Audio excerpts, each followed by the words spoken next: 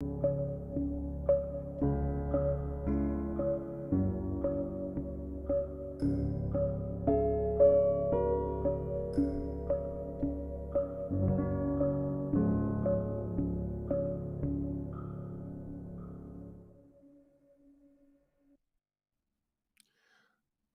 right, everyone, welcome. It is 3 o'clock in Kitsap County. It is 30 degrees. It is chilly out here. And as it is so chilly, the severe weather shelter is open tonight. So please get the word out. Folks can call 211 or they can call 360-373-3000. Be transported to any of the shelters that are open throughout the county. Again, call 211 or 360-373-3000. The severe weather shelter is open this evening. All right, now that announcement is out the way, this is our conversation and housing concerns with BHA and KCR. I've got a very special surprise for you today. Jill Stanton is back. How awesome is that? She is back in the house. So let's go ahead and give her applause and bring her on up.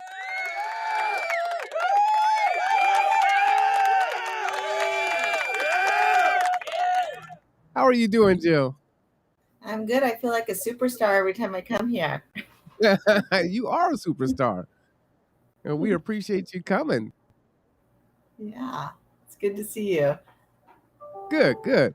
So, you haven't been here in a while, right? I think it's been like probably a couple months now. Yeah. So why don't you give us some updates in regards to, before we get into what's going on with BHA and probably community needs assessment and all these other big things. Tony let some stuff out of the bag with BHA the other day, which was awesome. How was your holiday? Oh, it was really great. Yeah, so I've been gone for a couple months. I was on medical leave, but are you still there, Marwan? Oh yeah, I'm just giving you. Oh, See, things are changing now. oh Now I yes. just give you the whole screen. Okay. I was like, wait, you're gone. So, but yeah, anyways, I was on medical leave for a couple months with a surgery that I had to have, and um, it was unexpected and kind of a scary thing for me. But now, it's behind me and I'm back, and it just really made for a wonderful Thanksgiving with my family to just know how precious, not that my life was in danger, but it felt like it was. And just to have that reminder of how precious life is and how much we have to be thankful for, which again just leads me right back into this work of housing people. And once we get to that, I do have some updates that I'd like to share just in how we've been looking at our programs and some of the accomplishments that we are starting to realize, particularly in the voucher program. Nice, nice. Well, we are definitely glad to have you back. We're glad you had a great holiday. Super excited about that. And I see that Katie is coming on in, so let's go ahead and give her applause and bring her on up.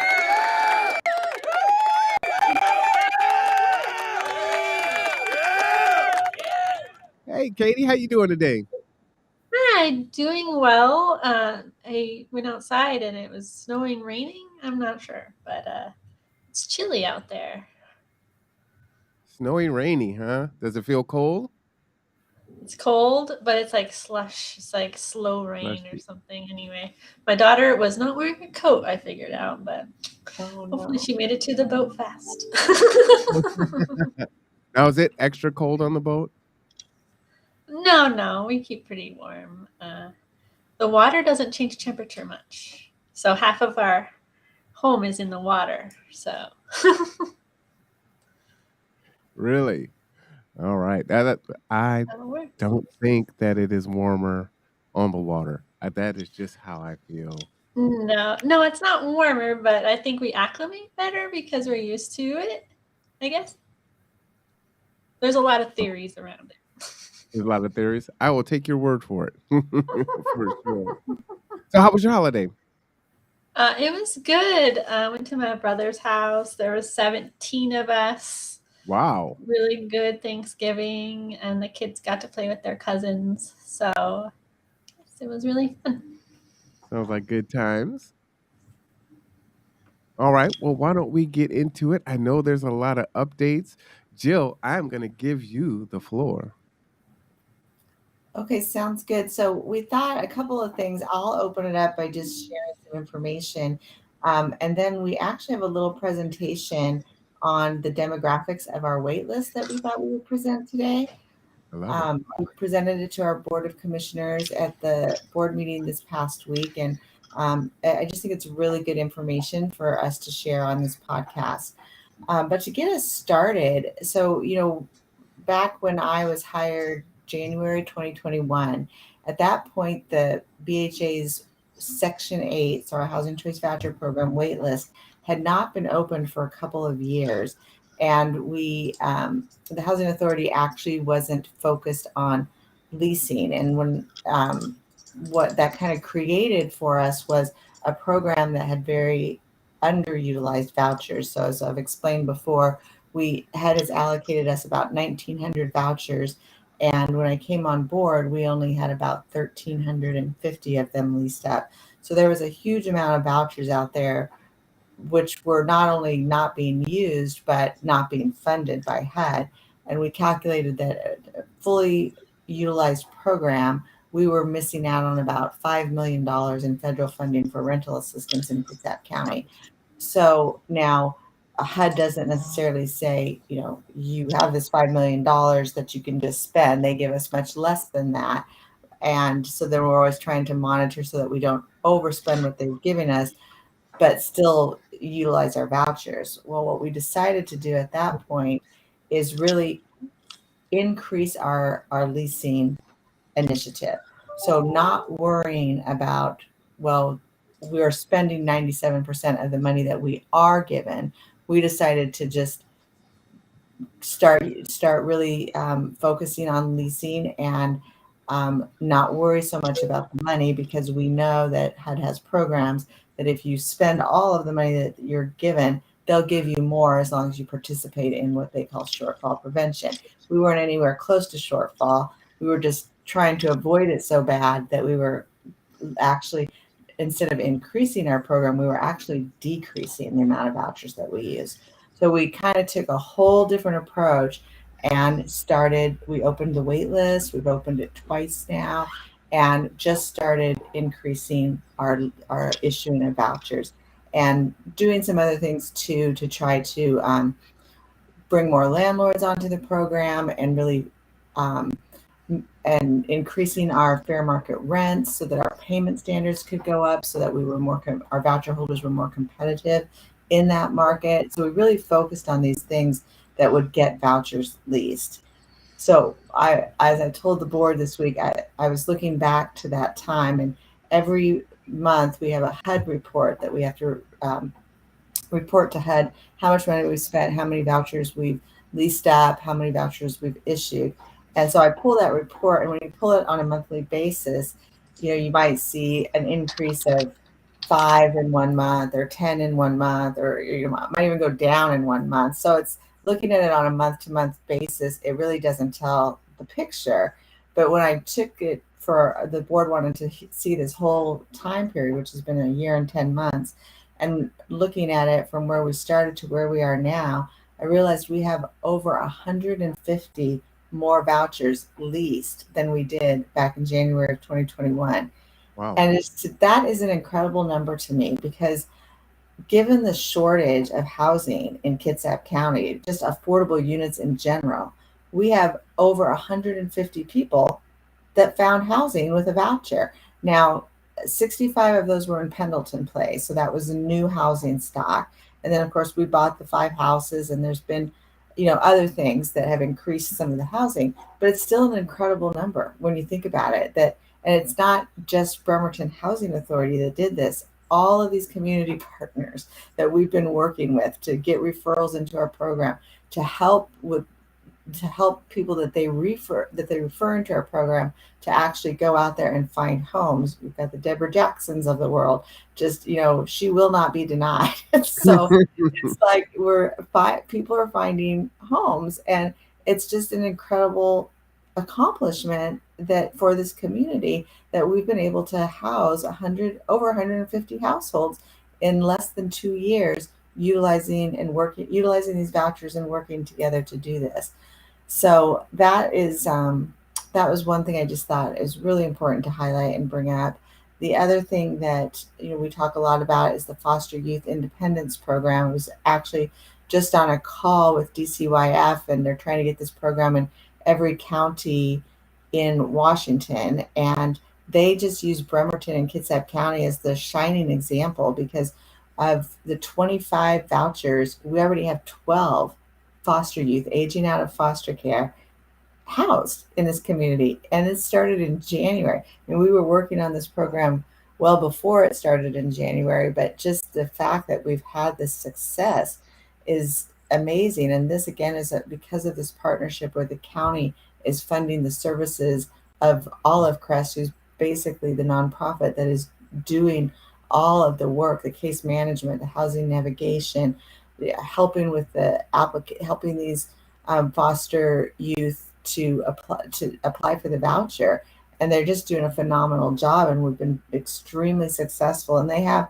another, probably 15 youth identified that they're going to start going down the road of utilizing these vouchers for that. So that's a pretty incredible feat. And then just the final one that we've talked about before also is the emergency housing voucher program, which we were so excited to get these emergency vouchers, and it's been very, very difficult to work with this program for many, many reasons. But we have 29 of the 38 in homes. Let's see, all of the vouchers except one have now been issued, and people are various organizations are working with their referrals to help get people into homes. So our goal is to have all 38 completely leased by September. We're actually hoping to do it much sooner than that, but that is our goal. And I have no doubt that we will make that goal. So anyways, Katie, anything that we talked about earlier that I forgot to mention? No, I think that's a good overview of the fact that there's a lot of different programs that are under Section 8, but they all pull on the housing stock of Bremerton, whether it's the Foster Youth Independence, which has seen success because of the story it can tell, which is help these youth aging out of foster care start their lives. And I can't say how many, but the DCYF loves to tell the story about, not just apartments, not just a stepping stone. These could be dream homes. These could be waterfront apartments. They get to start their family and their life and really gain stability. They don't have to move right away. Like, I think that's really important to share, that you can live anywhere. And so it's just about communicating what the program is, and really the landlords giving everyone a chance, because it is a lot of work, and we really appreciate all the partners who have put themselves out there to work with us and go through all the red tape to make it happen. So, and if you don't mind, I was a foster youth, and I was living at the YMCA downtown Seattle at 17 when I decided I'll just try to do this on my own. And there were no supports that I knew of back then like this. And I can only imagine the trajectory of how my life could have progressed. From 17 to 24 was really difficult for me. And to have had an option like this is phenomenal. So, 12 it may seem like a small number, but to the individuals, it's everything. It's everything. So I just wanted to share that, 'cause I don't think folks really understand that when you don't have friends and family as support, you're really just kind of out there by yourself, and your life can go in drastic different ways than you intended for yourself. So when you're a kid, so it's unfortunate. So big, big, big ups for that. I love it. And just another kind of piece of information that always surprises me when I think about this is many of these foster youth are already parents. So, we're not just affecting the life of one person, but we're affecting the life of their entire household. You're talking about trying to combat, a cycle of poverty and just, Yeah. a bunch of different factors, minimizing ACEs. It's just really huge. Uh, can't be understated. The impact. It'd be great to get stories from those individuals because this is when the system is working at its best. So thank you for your work. We're working on a video kind of marketing tool for this program. So when we get that ready, you'll be one of the first to see it, Marwan, right here. I love it. Fantastic, fantastic. And then so you were saying that you found, you were able to provide 150, homes more than typical, right? Well, I mean, so our voucher count right now is at close to 1,500, and it was about 13 when back in January of 2021. So yeah, I mean, we found over 150, including Pendleton Place, but places for people to rent in Kitsap County. Again, these are phenomenal numbers, right? 1,500 people that need some form of housing assistance in order to maintain that. That's a lot of people because typically a household is, what, 2 or more? Well, so actually, we'll kind of get to that if we go through the demographics. So we actually have more single person households than any other number. So, Really? one of the things that we've been working on is looking at the people who apply because we opened the wait list. We had 2,600 and something applicants. We don't have that many vouchers, but what we wanted to really see is who is applying for this program and where are they coming from, what's their household size, what's their income levels, what's their race. And so we can take our baseline demographic numbers and then really look at who and how we want to target in the future so that we can set goals. Like we want maybe to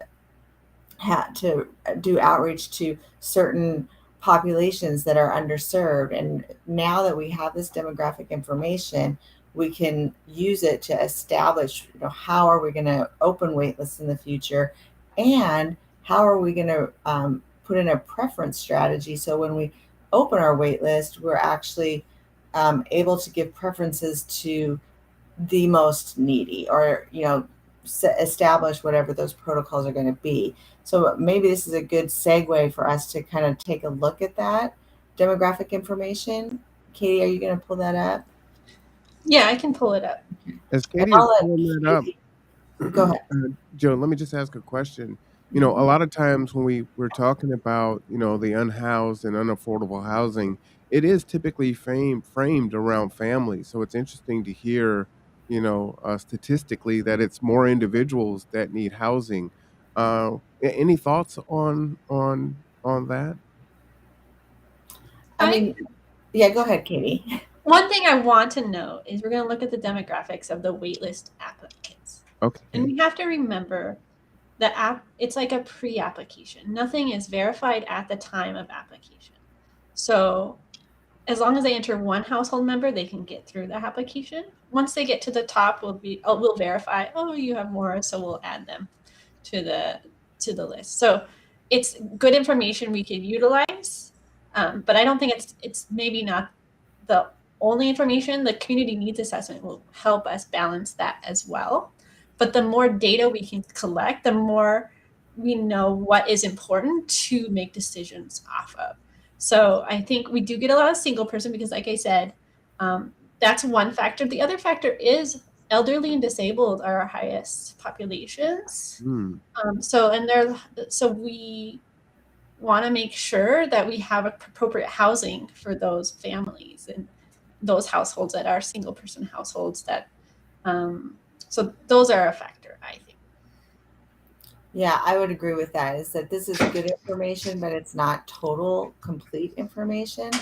And what I'll also say about household size is that this could be an indicator that there's more resources for families than maybe there are for individuals. And a lot of people that are applying directly from the shelters or applying from, wherever they're getting their case management right now. And so the clientele of those tend to be less families and more single individuals. But again, I think what we're really pleased with is we have a baseline of who applied in this last round and actually in the round before as well. So we can start really having some targeted approaches to how we administer this program. Absolutely. All right, so I'll pull it up. And I want it to be less of a presentation, if you're okay with that, Marwan, more of a discussion around the data. I like it. They're kind of high-level charts that we put together based on the data, but I think it is a good catalyst for discussion. We love catalysts for discussion. And I can't see you when I do this, and that makes me sad. You need a dual monitor. I do have it, but I don't want to. I don't want to play with your restream, so I will keep it like this. I'll imagine your faces there. So this is the presentation we also gave to our board on Monday.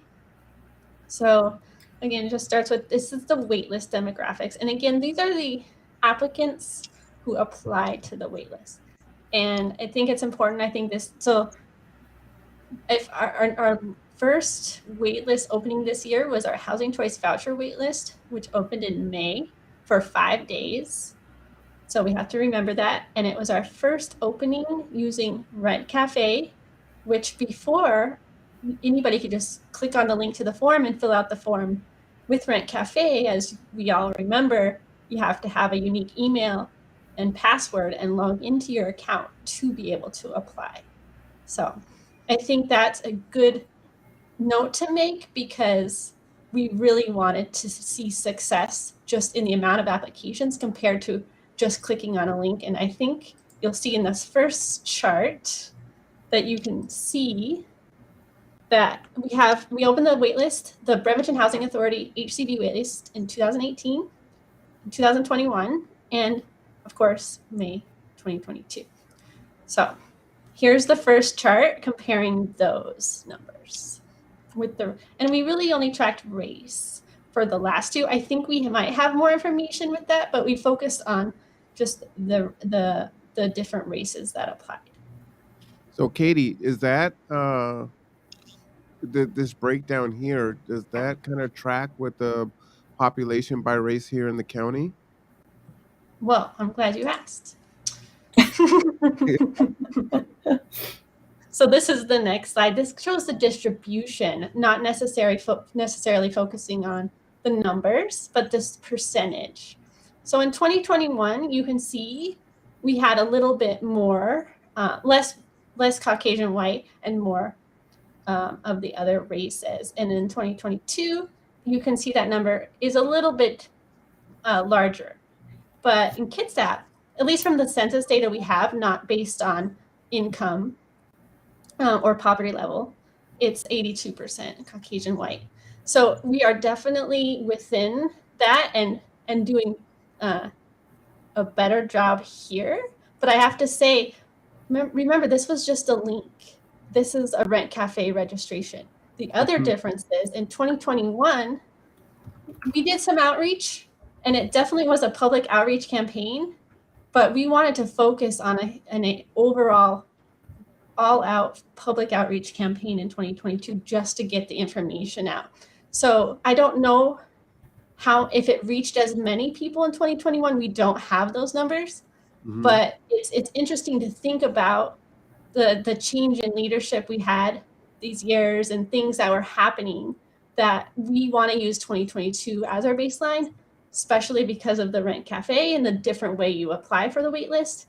And we did a lottery in 2021 and years back. So if you applied, it didn't mean you got on the wait list. So that was a huge factor in maybe more people applied because it wasn't a lottery.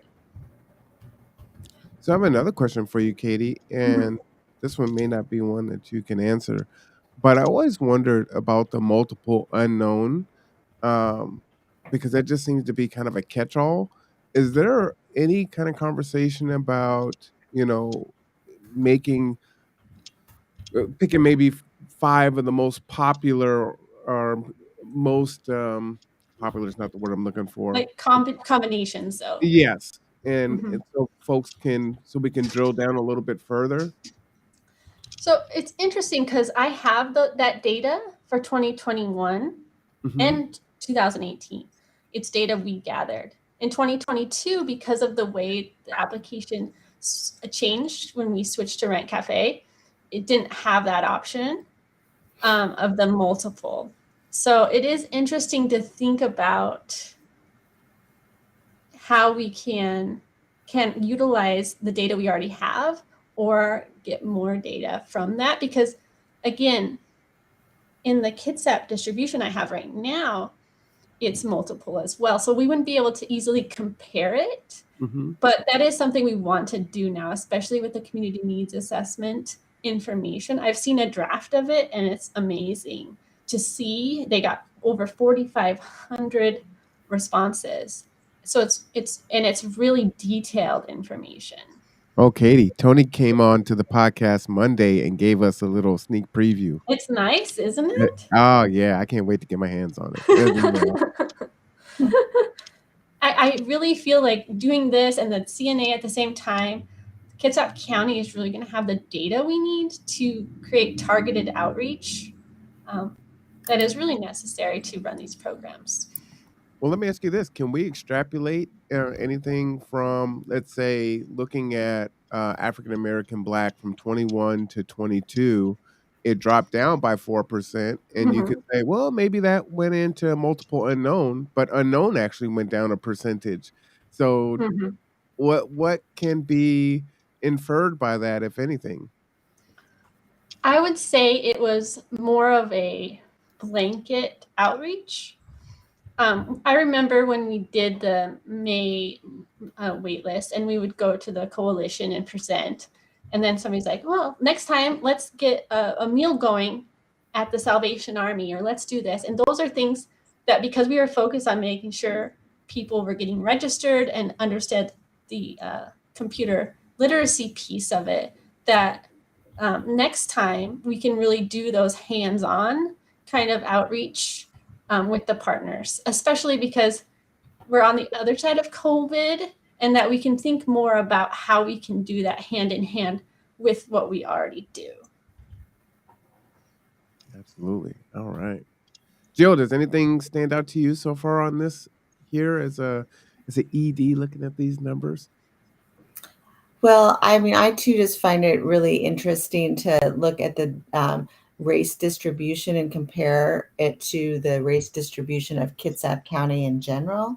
I think that also looking, if we had this piece of information with income levels from which we didn't have in the census, Mhm. I think that would also maybe give us some a deeper clarification into our applicants. But I think it's very interesting. Some of the other things that Katie's going to bring up, I find also very interesting.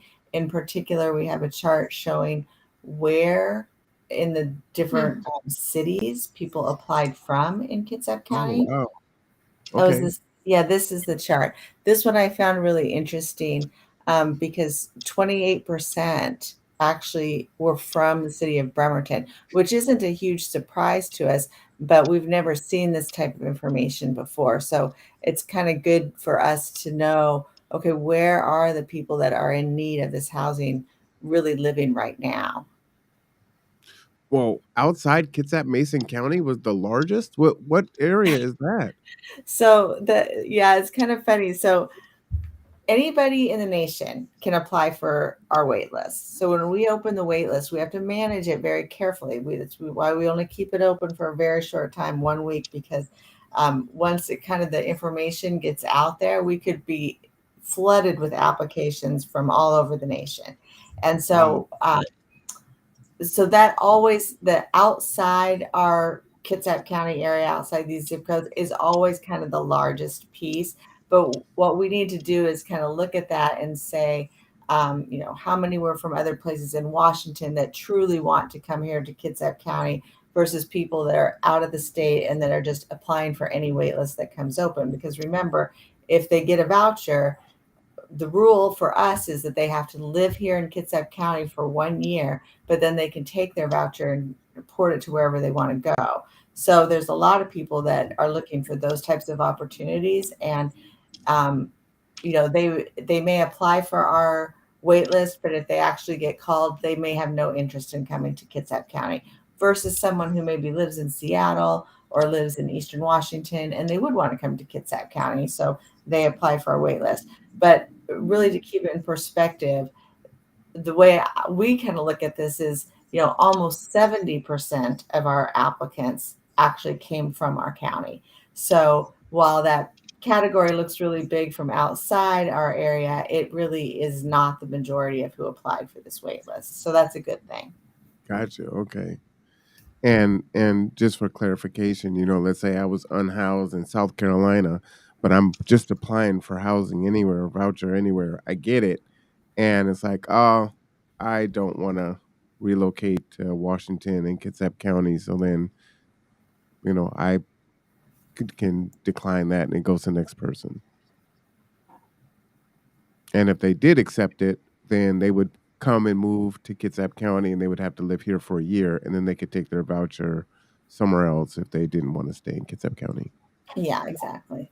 Ah, fascinating. Thank you for the explanation. But yeah, there's only 2% of the applicants that came from Bainbridge Island. And it's funny because Bainbridge Island is currently working on, what did they call it? They're some sort of community information. And one of the things that they wanted from BHA is they wanted to know how many people from Bainbridge Island applied for our wait list. And so we just happened to be working on it at the time, and we were able to share that with them, which they're going to report in this report that they're putting out. So Nice.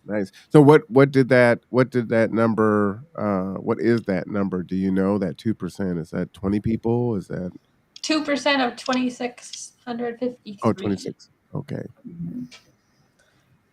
Oh, And this is awesome. I want to add to that too. So that's interesting because how I see it is there's not so this group I think is helping the city to develop an affordable housing plan. So they're going to use the CNA, I think, in different reports. They came to the Kitsap Housing and Homelessness Coalition and presented as well. And they're trying to gather information. And how I see this 2% is that there's not a lot of affordable housing in Bainbridge. So those who actually want to live in Bainbridge don't have the opportunity right now because they live somewhere else. But that'll be interesting to see how they use that information. Yeah, I mean, and actually for all of the cities identified here, I think are these communities, to get a handle on how many people that live in their zip codes are applying for this housing. And maybe vouchers aren't going to be the answer for everybody because obviously, we only have about 500 vouchers left and there's 2,600 people that applied. But this could, maybe be some information that cities could use to say, okay, maybe we can't handle fixing the entire problem in Kitsap County, but maybe if we know, that there was 100 people from Port Orchard, say, that applied, well, who are those people? And is there a way that we can use other types of funding to get these people housed? It becomes a more manageable number, if that makes sense. Absolutely. And for all those super math people out there, if you have 2,000 folks and you take, you want to calculate 10%, that'd be 200. So 1% would be 20. So about 40 so people in Bainbridge Island for that 2%. Yeah. And of course, we wanted to present this. I have a question for you because our goal was kind of present this in a way that's digestible. These charts, it is pretty high level, and we do, of course, have all the details. Do you find this as good conversation starter? Is it really enlightening?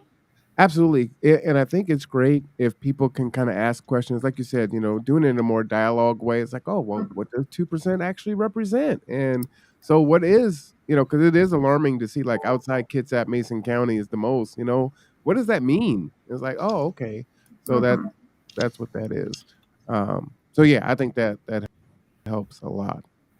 And then looking at the demographic breakdown and we've talked about the census before and, talking about Mhm. why it's so important to, complete the census when it comes Right. around because that's how we get resources, just tying those things together. And Tony and I were speaking on Monday about he went in and looked at some of the, actual notes that people were putting in the community needs assessment, and it's like, whatever you think of Kitsap County and agencies in the past, this should stand as record and proof that, leaders are soliciting your input, actually reading it, and are doing strategic planning based on it. Not to say that it wasn't being done before, but there's so much more transparency and collaboration right now. It's just a great time to be, working together with multiple agencies and just sharing this information out so people aren't feeling like, you know what,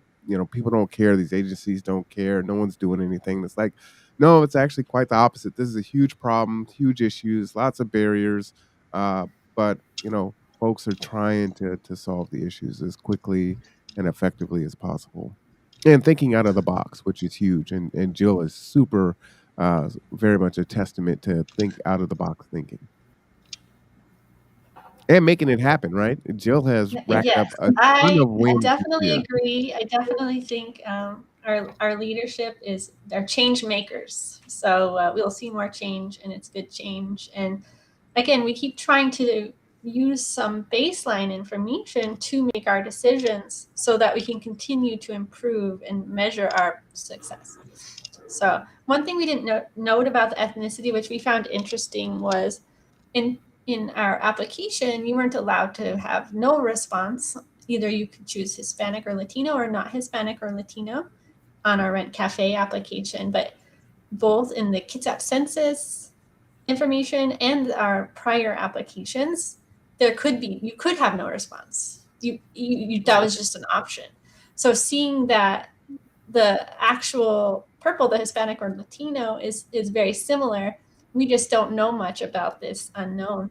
I mean, considering in 2021 we had 458 people just not respond to that question, so it gives us good information. Again, showing that we want to see these numbers. So I don't think it's inappropriate to not have a no response option, so we can really see what we're looking at. I wonder too, for folks that wanna indicate unknown, could there be a space to indicate why you want it to be unknown? Yeah, that would be so interesting. Katie, can you go to the chart on gender? Mm-hmm. This one I always find interesting. I've seen this same demographic at other housing authorities, and it's always this way where there's over, the majority of applicants are female head of households.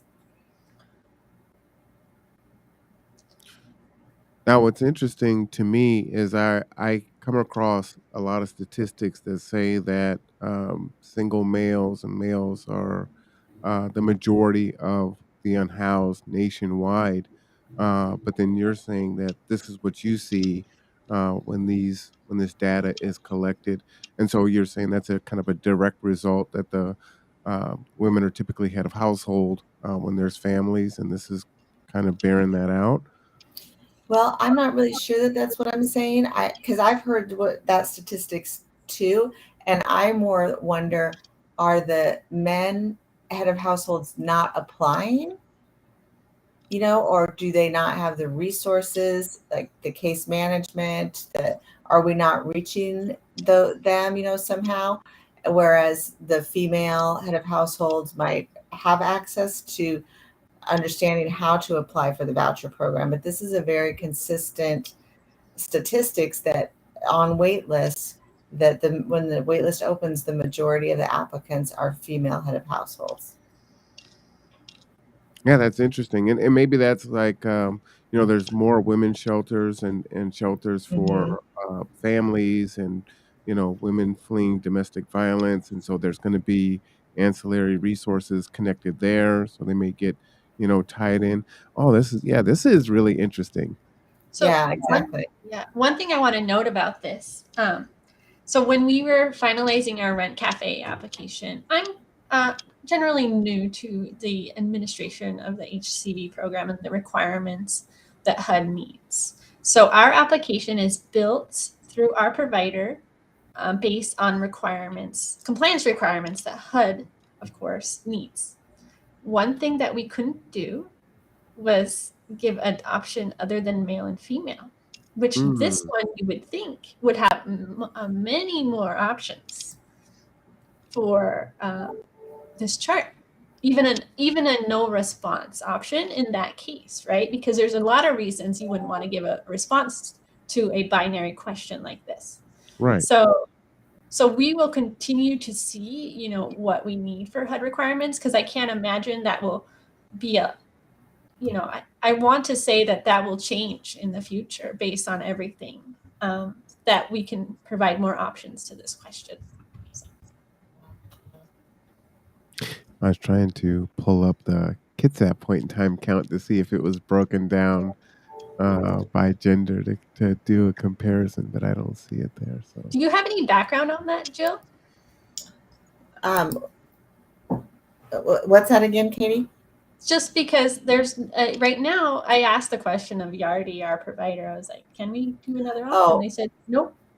yeah, So, I don't know the answer to that question. It is an interesting question, and one that I think that we could probably see some changes in. yes. now, is that relatively easy to do to modify questions or add categories? As long as it's compliant with HUD requirements, yes. Oh, gotcha. And Okay. that's what is a lot harder, is to change a HUD requirement. And I could make any question, yes. yeah, software can do amazing things, but it's getting HUD's forms and regulations to change that takes an act of Congress. You know what? That's a great point. I was asking Tony about that in regards to something else.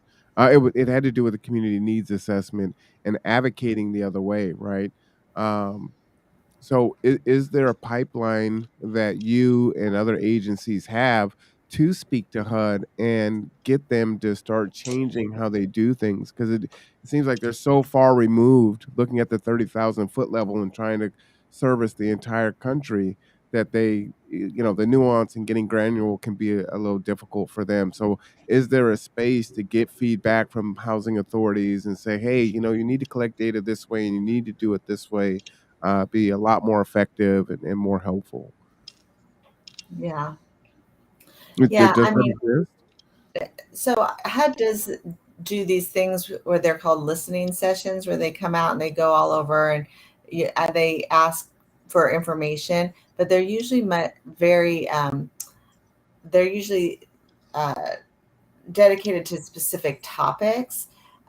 So there's not a lot of that I've seen. There's not a lot of room for input into some of the these things that we're talking about today. But certainly, I would think that there's a need for that, and it certainly is something that I think HUD hears about a lot. Well, you And do a that's lot of magic. Is there a way that you can talk with your other housing authority compatriots and collectively say, "Hey, it's great that you're creating these listening sessions, but we should be the ones that are coming up with the topics." Yeah, definitely. That'd be awesome. I think that's a good kind of transition to this slide, because I think displaced status is something we added to our application. I don't think that's HUD required, because we wanted to know if somebody was displaced from their home due to landlord actions, such as selling the property or rehabbing the unit, that they no longer have a home because of the landlord needed to move them out. So I think, and I could be wrong about this, but I think that's something we added to the application so we could better understand displaced versus homeless. So, Katie, how would I understand this? I'm looking at four, different graphs here. So, 25% of the applicant of the applicant pool was displaced, right? Mhm. Uh, and then those numbers again were 2,500, is that correct? 2,652. 2,600.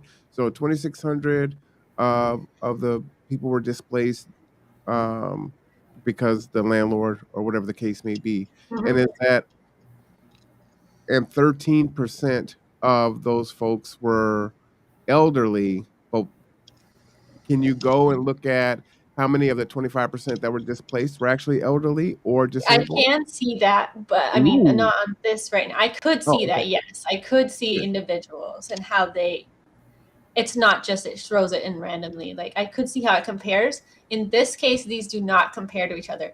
The same those who marked displaced could have as well marked homeless. Good. Things like All right. that. And I wanted to call that out too, just so folks know that that is Mhm. different, right? It's 13% of the 2,600 were elderly, right?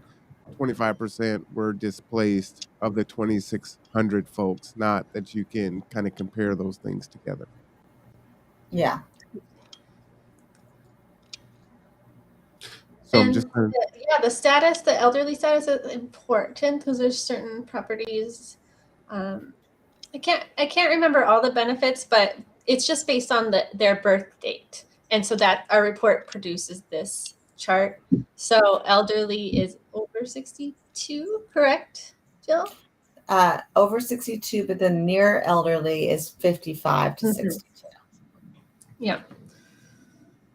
wow. So 70% were under 55.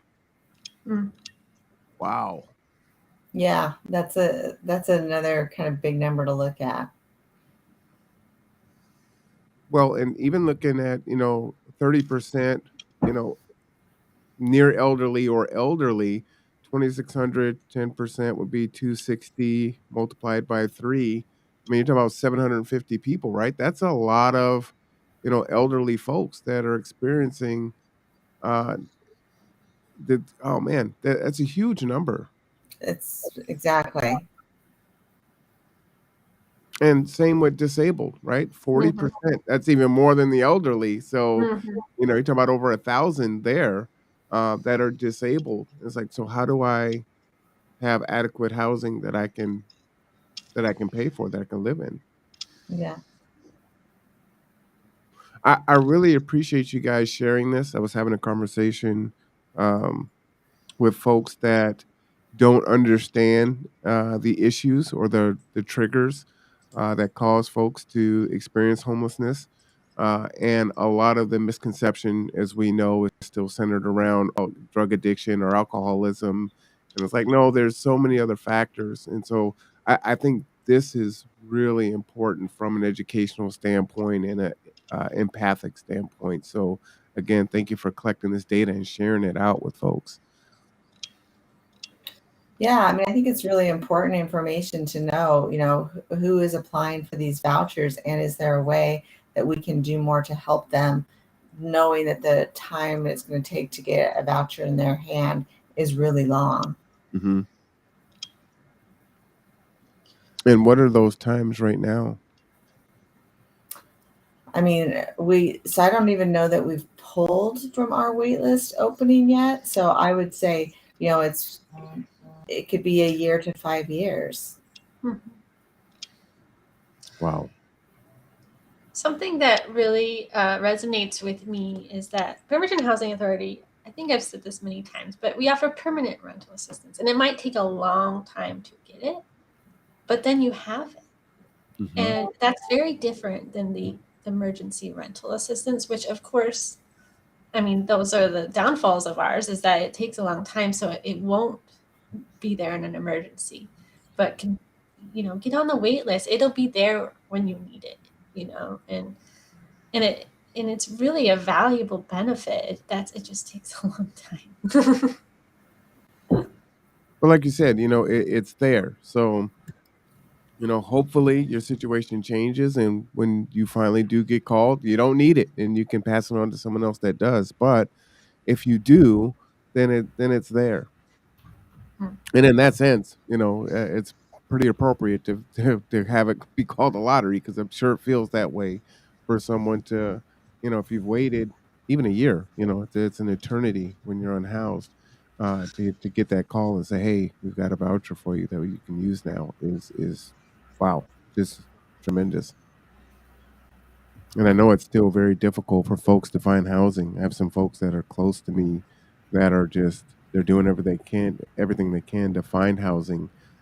They apply. They actually look really good on paper. They're being great renters, great rental history, and they just keep getting picked over. And it's very frustrating and scary. You know, Mhm. so I love that information. And then you'll have the what did this come from? Tell me where this data came from again, Katie? Well, just from the pre-app, the Oh, from the application that is filled out when you apply for the wait list during the opening. Gotcha. Oh, I love it. So, considering um, trying to utilize more data to make these decisions, um, we have demographics on entire households who currently have vouchers, those 1,500 families. Oh, really? So there's lots of data we can dig into, and we really value that. So we want to do more of that in intentional ways because we have the data. But I'm so excited about the CNA, the Community Needs Assessment. I think that is an amazing, like how they balance the responses and how they really took an equitable approach to getting those responses, and even the focus groups. There's so much valuable information that we're really excited to see that and make decisions from it as well. Yeah, I've been a part of one of the focus groups, and we'll be participating in another one. So, and then I get all the goods from Tony where he shares all the information. So it's like, yeah, it's gonna be really impactful as we all kind of strategically plan on how we can go about answering the needs from the community, which is just really awesome. As we're kind of getting close to wrapping, uh, the holidays are here. Is BHA doing anything in regards to like toy collection or um, supporting efforts? We're not doing any toy collection or anything like that. I don't know that we did that last year either. We did this So last year we I can't remember if it was last year, but um, we usually do some sort of drive. Oh, we did a coat drive for the Salvation Army last year. That's right. Yeah. And we did some cards and craft kits, I think, for the kids at the properties. So we're still looking to do something like that, but we also shared just today, actually, um, a few options for different drives that are going on in Kitsap County. There's food drives and Northwest Hospitality. Just looking at their website, there's so many opportunities to help put care packages together for the homeless. Um, there's a lot of opportunities in Kitsap County, so I encourage everyone to look and see how they can, like, if you want to give, there's opportunity to give. Absolutely. Well, since you called them out, let me go ahead and pull it up. Shout out to Anton Pressinger. They do uh, great work over there. Uh, Very innovative, Mm-hmm. very passionate. You can see how many meals they provided. It's I think I need amazing. to do that. Yeah. Look at that. 121 sleeping bags, 427 nights. That's The amazing. food, the taxi rides, that's pretty much G2. To tell you that. We work pretty close with Northwest Hospitality. And then let me see if I can get to their programs. Donate right on the front there. So donations, champions. You could do hospitality cards, which are great. Allow neighbors to directly purchase clothes, food, survival essentials, and an occasional treat with dignity, freedom, flexibility, and reasonable restrictions to ensure your donations are spent responsibly. There's a lot of specialty projects, as Katie was saying, and hospitality kits and environmental hospitality also. Um, 20,000 pounds of litter were picked up. That's huge. It's a lot. So please check out Northwest Hospitality. I'm going to put their link uh, in the chat here. so folks have it. Thank you for calling them out there, Katie. Yeah, we really want to highlight our partners. We're not alone. I think this is a good example of like, yes, everybody could run a drive, and we like to do that, but we also want to support our partners who are doing that as well. Yeah. Absolutely. I know Salvation Army does a lot of things. Like they gave us 40 turkeys, which we passed out for Thanksgiving. Surviving Change, you talked about. Deborah Jackson has her annual Christmas giveaway that a lot of agency sponsors. So there were so many bikes. There was the whole church was full of gifts for kids. Wow. It was massive. So looking forward to that. That's December 23rd. So I'll put Surviving Change in the chat too. And if there's anyone listening, you can type that in the chat so we can share that out. Also, as we're wrapping here, Surviving Change. Spell correctly. And of course, the pink and green for Miss Deborah there. Nice. That is Surviving Change. Up, look at that. There she is with the mayor there. And let's see. Our sponsors, donations. There we go. Just pop on that really fast. You can click here. Some testimonials. Bam. And let's see if that pops up there. All right. Sometimes I'm an impatient clicker. Ever click and it doesn't change immediately. Like, change now. All right, it's not coming up, but I encourage you to just go ahead and check out the website, which I put in the link, and you can reach out if you want to find out more about Surviving Change and all the other agencies that are doing things. I guess I should really put up Kitsap Homeless and Housing Coalition. That'd be a good Yes, I think all the links are actually functional now, which is great. We were trying to add some more information to the website, so it's becoming more and more a resource. But I also know you have your own website, Marwan. How's that going? Well, it's there. We don't do a good job of maintaining the website and updating It's hard, it right? with all the latest and greatest. Mm-hmm. And it's our busy time now with the severe weather shelter being open, so we are definitely busy with that. But this is really great. So again, you can always watch the conduit there. Appreciate you guys for putting that up there. And if you want to be a member, lots of news, lots of resources on here, which is really awesome. And there's so many different agencies. There's Northwest Hospitality again. You can find out more Pendleton Place updates, meals, which is huge.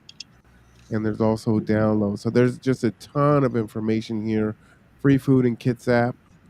We reported here on the conduit that I think that was Kirsten, if I'm correct, right, Katie? That was sharing that Governor Inslee, the SNAP benefits are going to go back to normal next month. Oh, I don't recall, but I think that was I Kirsten. can imagine that's true. Yeah. So food is always an issue, but there is free meals in Kitsap County this calendar here. And the winter and the holiday season is definitely a very difficult time for folks. And so this is there for you. And you can get that here at the link also. So I encourage people to go there. I love sharing out information for people. All right. Well, man, Jill, what a way to come back to the conduit with all that good stuff. And then you got stats, Katie's channeling Matt since he's not here with us, Right. And hopefully he'll be back soon and he is on the mend. But man, welcome back, Jill. We appreciate Thank you as you. always. It's good to see you. And yeah, we just look forward to, continuing to hear what the Bremerton Housing Authority is doing and working together, and really excited about what 23 is going to look like. And as we really start implementing strategic planning collectively based on the CNA as it comes out. So definitely optimistic for that. Yeah, we're excited about that too. So great. All right. Thanks, Marwan. It's good to see you. Thanks, Katie. Thank Absolutely. you. All right. Well, we'll be back next week. Thank you all for joining us. And tonight at about 5:30, I will be covering the Central Kitsap School District board meeting. So join us then. The night goes on. It's the long one. It's Wednesday, everyone. I'm Marwan Cameron. This is